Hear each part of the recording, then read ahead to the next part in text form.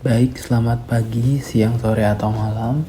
Perkenalkan, kami dari kelompok 6 akan mempresentasikan tugas kami mengenai case study dari mata kuliah Data Science dengan case study Hard Attack Analysis and Prediction Dataset.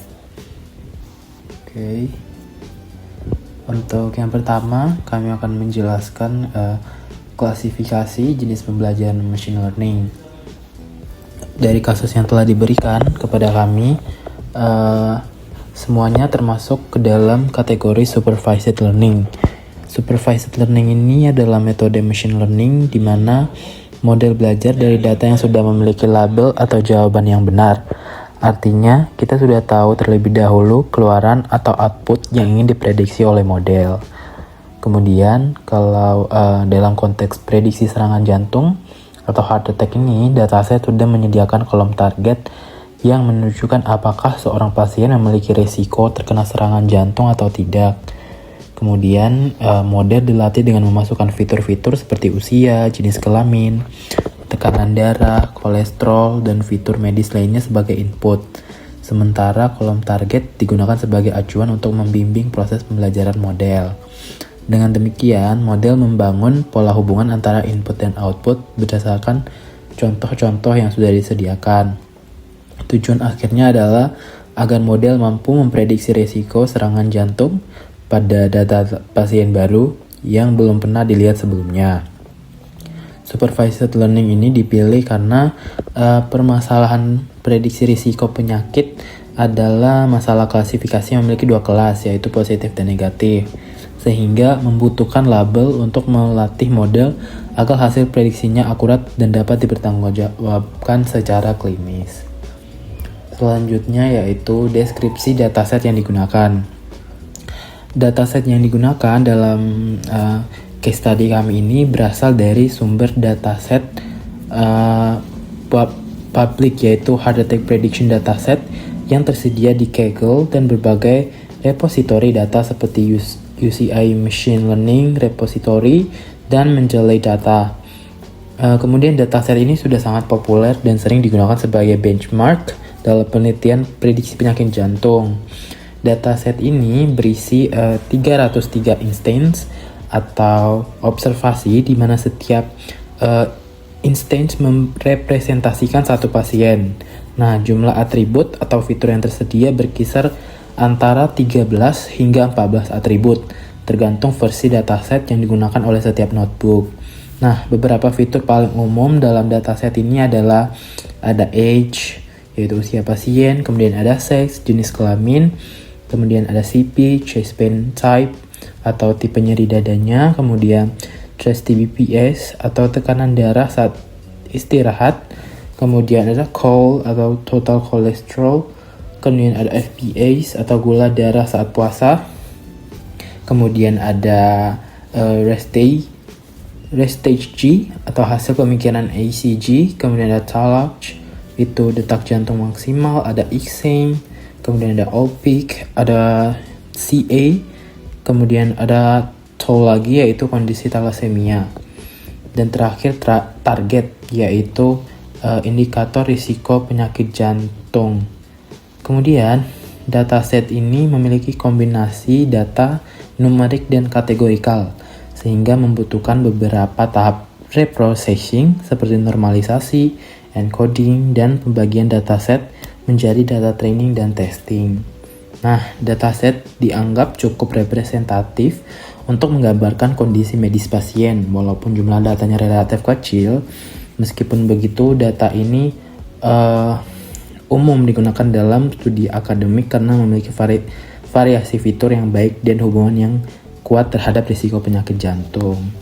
Selanjutnya yaitu metode machine learning yang diterapkan. Nah, untuk kasus ini, untuk menyelesaikan permasalahan klasifikasi risiko penyakit jantung, setiap notebook menggunakan beberapa algoritma machine learning. Secara keseluruhan, sedikitnya ada 5 metode utama yang paling 5 metode utama yang dapat kami identifikasi. Yang pertama itu ada Logistic regression, yaitu merupakan algoritma paling sederhana dan paling umum digunakan untuk klasifikasi binary. Kemudian logistic regression ini juga bekerja dengan memodelkan hubungan linear antara fitur dan probabilitas terjadinya penyakit. Kemudian metode ini sangat cocok untuk dataset medis karena interpretasinya ini jelas sehingga memudahkan tenaga kesehatan memahami faktor risiko. Kemudian ada neural network atau ANN atau MLP digunakan di notebook heart attack, yaitu attack NN from scratch oleh Lucky P71. Kemudian ada decision tree, biasanya digunakan membangun struktur pohon keputusan dalam analisis. Kemudian karena ini lumayan mudah untuk diinterpretasikan, meskipun tidak semua notebook pakai ini, tapi sangat umum di proyek heart disease. Kemudian ada random forest. Random forest ini merupakan gabungan banyaknya decision tree yang digabungkan untuk meningkatkan akurasi dan mengurangi overfitting. Algoritma ini biasanya bekerja sangat baik untuk dataset tabular seperti dataset medis. Kemudian random forest mampu menangkap hubungan kompleks antara fitur yang mungkin tidak linear yang tidak terlihat secara linear. Kemudian mau menjelaskan yang nomor 2 ini tadi, kalau artificial neural network ini digunakan model neural network dalam bentuk multi-layer perceptron. Neural network sangat baik dalam mempelajari pola non-linear dan interaksi fitur yang kompleks. Kemudian implementasi from scratch menunjukkan pemahaman mendalam penulis tentang forward pass, backward pass, dan pembaruan bobot. Nah, dengan kombinasi di sini masih ada K-Neurasthenic Board KNN sering digunakan untuk klasifikasi dan eksplorasi awal di EDA, prediksi kesehatan jantung. Kemudian ada Support Vector Machine atau SVM, juga umum dipakai di penelitian ML, prediksi penyakit jantung. Nah, dengan kombinasi algoritma ini, masing-masing case study mencoba mengevaluasi metode mana yang bekerja paling baik untuk memprediksi risiko serangan jantung. Selanjutnya yaitu pemilihan metode terbaik dan alasannya. Nah, saat membandingkan performa model, banyak faktor yang mempengaruhi seperti ukuran dataset, jumlah fitur, noise dalam data, dan kompleksitas algoritmanya. Berdasarkan sejumlah hasil yang ditampilkan dalam case study, neural network menunjukkan akurasi tertinggi, yaitu mencapai sekitar 85%. Nah, neural network ini dianggap optimal karena mampu mempelajari hubungan yang kompleks dan non-linear dari fitur-fitur medis. Meskipun dataset cukup kecil, artificial neural network atau ANN ini tetap memberikan performa yang baik karena struktur datanya cukup kaya untuk dipelajari. Namun jika kita pertimbangkan lagi interpretabilitasnya, logistic regression sering dianggap sebagai metode optimal dalam konteks medis. Para praktisi kesehatan lebih suka model yang dapat menjelaskan faktor risiko secara langsung seperti pengaruh kolesterol, tekanan darah, atau jenis nyeri dada terhadap risiko penyakit jantung. Dengan kata lain, ANN optimal untuk akurasi, sedangkan logistic regression optimal untuk interpretasi. Kemudian kalau random forest optimal untuk keseimbangan antara akurasi dan interpretasi sederhana. Nah, pemilihan metode terbaik sangat bergantung pada tujuan, apakah fokus pada performa prediksi atau interpretasi medis. Oke. Kemudian kesimpulan dari setiap case study-nya.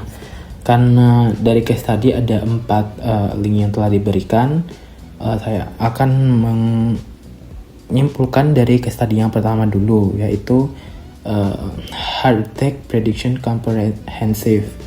Nah, kesimpulannya, notebook ini menganalisis dataset secara mendalam, melakukan EDA, kemudian mencoba berbagai model mulai dari logistic regression, tree-based model, hingga neural network, kemudian data lainnya. Kemudian dataset ini dapat diprediksi dengan cukup baik menggunakan metode supervised learning, dan beberapa fitur seperti Chase-Span, type, talach, dan OPIC memiliki pengaruh yang signifikan.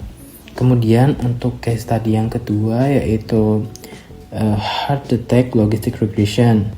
Kesimpulannya menekankan penggunaan logistic regression, yaitu diperoleh bahwa logistic regression mampu memberikan interpretasi yang jelas sekaligus performa yang memadai. Model ini menunjukkan beberapa fitur seperti usia, tekanan darah, dan kolesterol sangat relevan dalam menentukan risiko. Kemudian case study ketiga yaitu How to Take an N from Scratch. Ini menunjukkan bahwa implementasi neural network tanpa menggunakan library seperti TensorFlow. Nah, model ANN berhasil mencapai akurasi sekitar 85%, membuktikan bahwa jaringan saraf bahkan dengan implementasi manual dapat memberikan hasil yang sangat baik. Kesimpulannya adalah bahwa ANN mampu menangkap pola kompleks dalam dataset medis.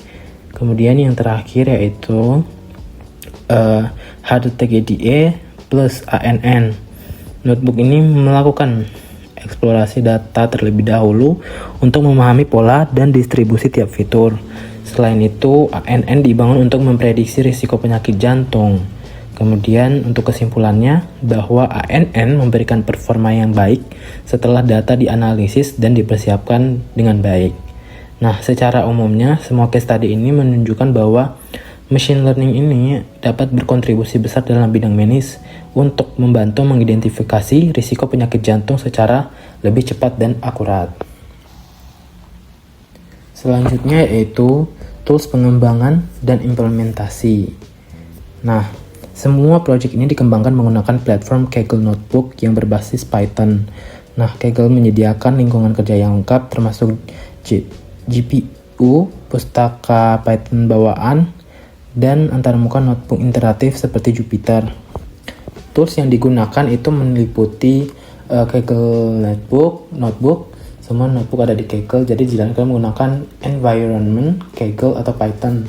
Kemudian ada Python sebagai bahasa pemrograman, ada Jupyter atau IPython Notebook, kemudian ada Pandas untuk manipulasi data, yaitu EDA atau pembersihan, kemudian ada Scikit-learn untuk model-model klasik seperti logistic regression, KNN, decision tree, SVM, dan sebagainya. Kemungkinan besar dipakai di notebook komprehensif atau logistik. Kemudian ada NumPy untuk operasi numerik, terutama di pre-processing input fitur. Kemudian ada Matplotlib atau Seaborn untuk visualisasi data di bagian EDA. Kemudian ada custom code untuk notebook NN from scratch. Penulis kemungkinan menulis kode neural network manual, yaitu loop, inisialisasi bobot, forward propagation, back propagation, tanpa library tinggi level atau minimal. Selanjutnya ada library yang digunakan dalam implementasi algoritmanya. Di sini ada algoritma logistic regression. Library yang digunakan yaitu Scikit-learn. Kemudian ada neural network atau ANN. Ini bisa menggunakan library Scikit-learn atau implementasi manual atau library manual di notebook from scratch. Kemudian ada decision tree. Ini library yang digunakan yaitu Scikit-learn. Kemudian ada random forest. Ini juga menggunakan Scikit-learn. Kemudian K-nearest neighbors. Ini menggunakan Scikit-learn. Kemudian ada SVM. Library yang digunakan juga Scikit-learn. Selanjutnya yaitu ya, di sini kita masuk ke dalam demo coding. Yang pertama yaitu import library. Pada bagian awal kode, kita melakukan import beberapa library yang penting, yaitu yang ada Pandas dan NumPy untuk membaca dataset dan melakukan manipulasi data. Kemudian ada Matplotlib dan Seaborn, yaitu untuk visualisasi grafik seperti histogram, heatmap, dan hubungan antar variabel. Kemudian ada scikit-learn untuk mempreprocessing data, membagi dataset, dan menjalankan algoritma machine learning seperti logistic regression, random forest, KNN, SVM, dan lain-lain.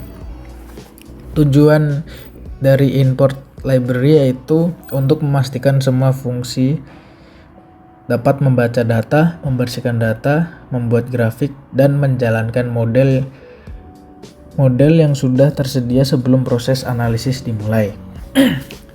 Kemudian yang nomor 2 ada load dataset. Di sini kode kemudian membaca dataset menggunakan df sama dengan pd.read_csv, yaitu nama file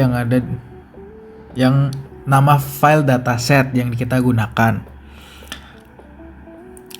Di bagian ini dataset penyakit jantung dibaca ke dalam data frame. Google Colab sudah menyediakan path directory sehingga file dapat bisa langsung dibaca. Setelah dibaca, kita bisa melihat struktur data dan mulai menganalisis.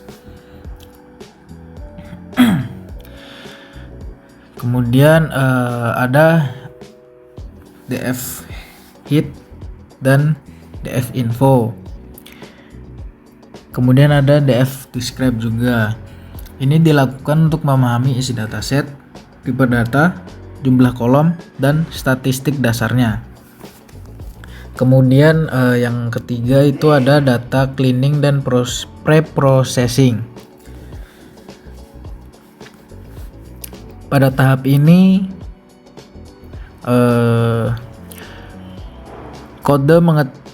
coding mengecek apakah ada missing value, apakah ada data yang tidak konsisten, apakah perlu encoding, apakah perlu scaling.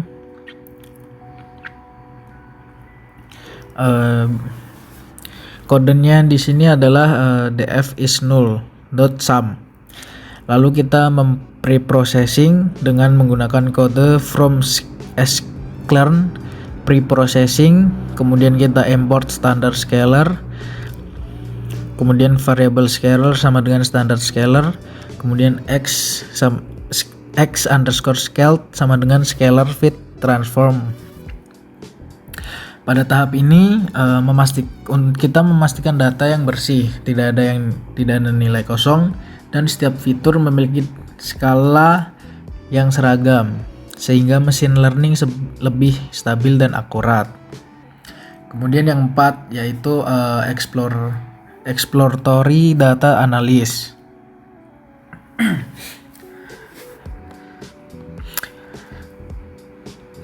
Pada bagian ini kita melakukan eksplorasi data analisis untuk memahami pola dalam data. Contohnya, kita melihat fitur apa yang paling berkorelasi dengan serangan jantung dan bagaimana distribusi nilai pada tiap variabel. Kemudian yang 5 ada split data atau train test split.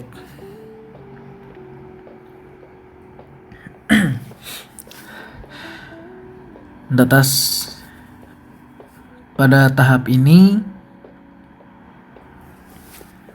dataset dibagi 80% training dan 20% testing agar model dapat dilatih dan diuji secara objektif. Kemudian yang ke-6 yaitu menjalankan beberapa algoritma machine learning. Kita scroll dulu. Pada tahapan ini beberapa algoritma kita uji untuk melihat mana yang memberikan performa terbaik dari masing-masing algoritma. Dan masing-masing algoritma tersebut memiliki karakteristik yang berbeda sehingga hasilnya juga bervariasi.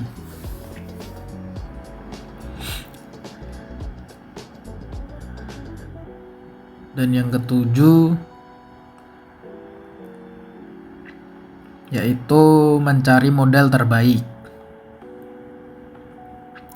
Di sini pada tahap ini setelah semua model dijalankan, kita membandingkan akurasinya.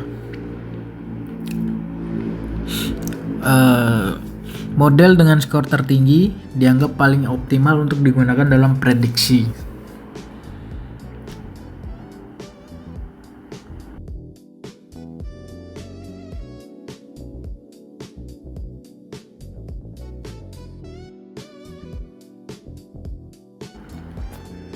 Kemudian yang ke-8 yaitu kesimpulan notebook.